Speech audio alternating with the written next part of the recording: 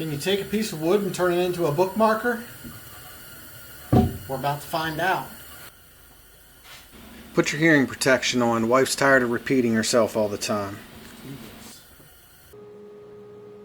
The first thing I got to do is get this board flattened out and planed nice and smoothly on both sides.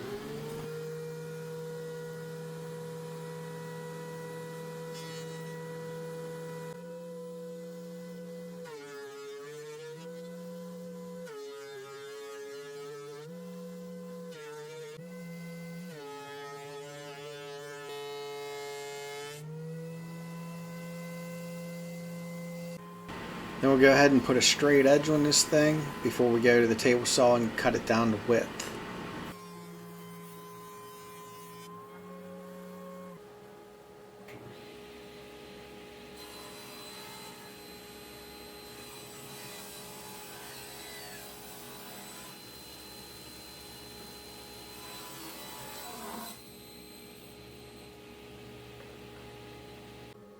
So now I'm going to cut this down into 3 pieces. I'm going with 9 inches long. You'll see that I measured my first piece out, and then I used that first piece that I cut off to measure out the next 2 pieces. I don't use the next piece as a measurement for the third piece. I still use that first piece. That way all 3 of these are exactly the same length with little opportunity for error. Alright, so what I'm going to do here is I'm going to take these 3 pieces, try to make like a steep angle like this, and I got a jig for that now from my last video, and I think that's going to be the bookmark. So you can just set your book down on top of it and it'll hold it in place for you. Yeah, let's do this. So I went with 15 degrees for this cut because I want this to be super pointy at the top. But I've run into a little bit of a problem with that here. I'll explain it here after I make the cut. But if you're wondering what this jig is, I've been calling it a deep angle cut jig. I actually made a video on how to make that. It's actually the last video that I made. So if you want to see how to make this jig, go ahead and go back there and check that out.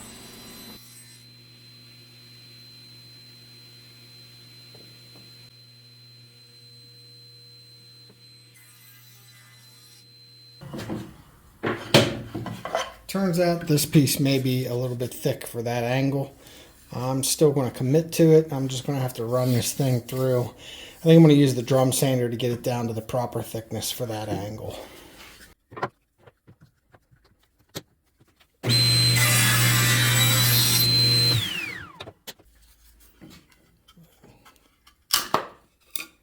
that goes.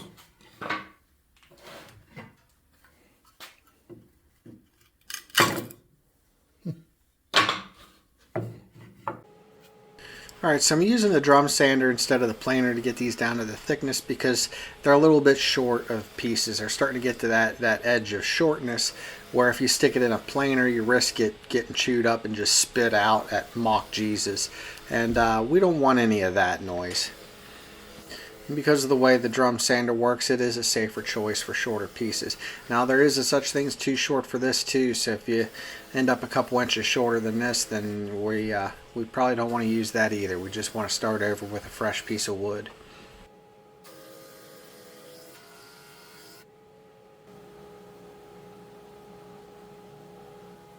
Now if you keep the saw blade at the same angle that you had it whenever you cut the sharp pointy end, you can cut the bottoms at the exact opposite angle.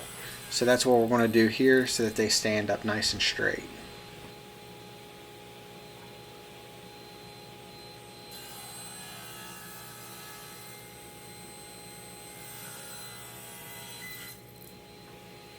And there we have it. This is how it'll all go together. We just need a base to put underneath it, and we'll try to cut that at an angle too so that it matches the slope of these sides. But yeah, this is a good start. So at this point I'm going to take a bunch of time and try to get all technical and measure this and get ready to cut this at that perfect measurement, just to scrap that idea and sneak up on the cut anyway. Again, I'm keeping the same angle when I cut this bottom out. because I want the slope to go straight through the main body of the piece, straight through the bottom. So that's one continuous slope.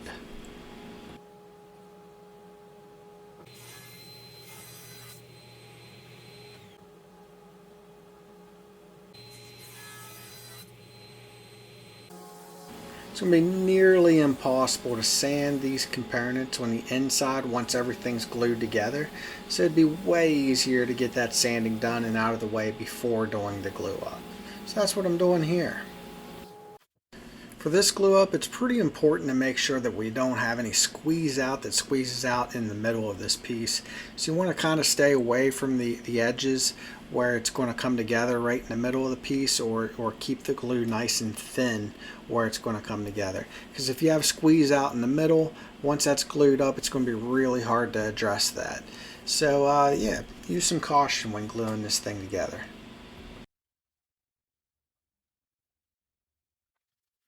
Due to the shape, the sanding feels a little bit awkward because of the slope of it. You start sanding into your workbench a little bit. So I ended up grabbing like a roll of painter's tape, and I prop it up on the painter's tape when I sand all the way down across the sides of it.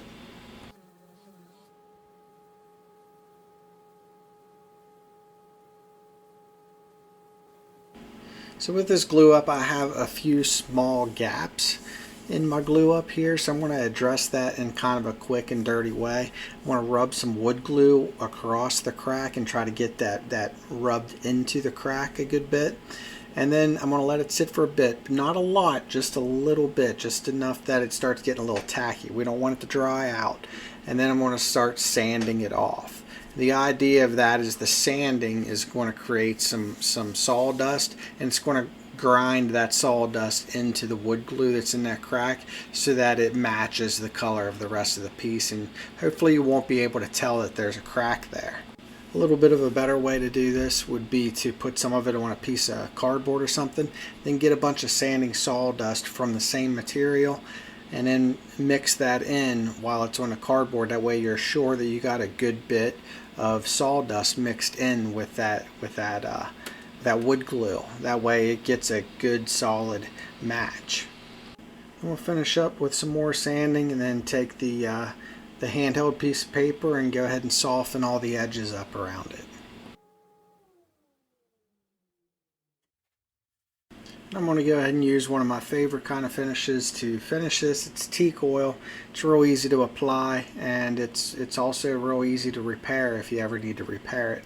But you just rub it on there nice and thick so that it's pretty runny, pretty shiny and stuff, and then you go ahead and let it sit so that it's soaking into that wood for about 10 or 15 minutes. Now, it's important that it's only for 10 or 15 minutes. If you let this sit for hours, it'll get really sticky and really hard to wipe off, and that's what the next step will be, is to wipe it clean and buff that in, and then go through the entire process again.